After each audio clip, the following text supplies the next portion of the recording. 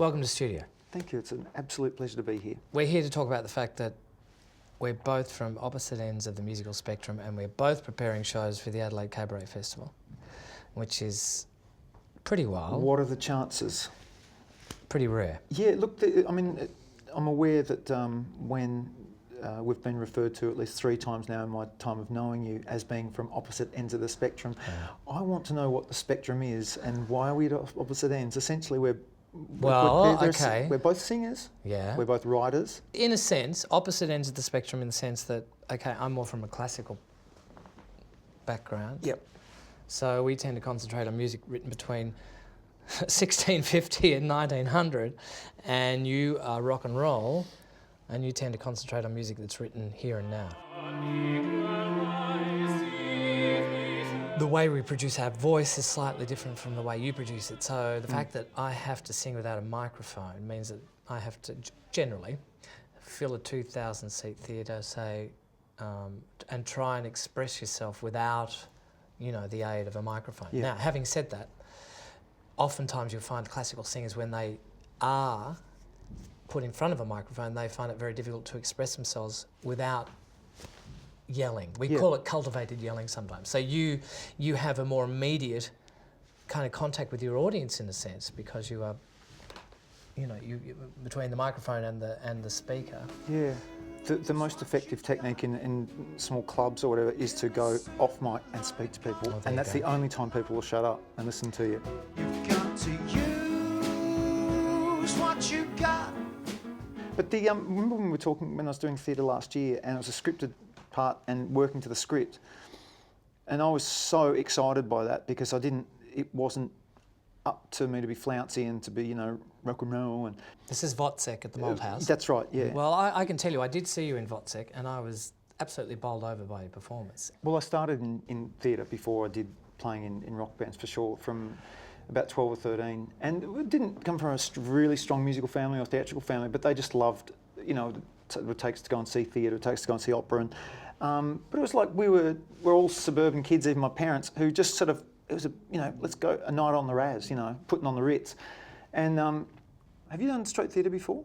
Do you know what? I've never really done straight theatre. I mean, there's always been music involved, but I've done, you know, a lot of shows where it's been dialogue, and I've always liked that as well. I'd like to do a straight play as well. With just, so the thing about doing theatre is the fact that you don't have, you know, with music, it kind of tells you how to feel all the time. Whereas, and the rhythm is kind of predestined. Whereas when you're just given a script, you've got to make the music yourself. I like that aspect of straight drama sometimes, which is scary. I got approached by the Adelaide Cabaret Festival to put on a show, and I gathered I was asked because I thought, well, just the incongruity of getting a rock and roll guy to do it. But I was on a plane with my very dear friend and cellist in a couple of bands I've got, Melanie, and she said, well, I said to her, well, I don't just want to do lousy versions of songs I've done and do a piddly version of cabaret. I want to kind of write a show. And she suggested, how about 7 Deadly Sins? You won't hear a disparaging word, but say you join my dear boy somewhere. So I wrote a brace of songs, quite loose around the concept of 7 Deadly Sins. And after getting into the songs, then I had to think, do I want to give it a narrative and a narrative arc, or just play around with it? Unfortunately for my anxiety levels, with the band doing another record and a lot of other stuff going on, I'm kind of leaving to find out how it all works on the night. So the fact that you've chosen to do those songs or write a show around those songs says a degree about you. Right. So therefore, I think you're well within your rights to come out and see what happens. Let the audience take you as well. I think that's what cabaret is to a degree.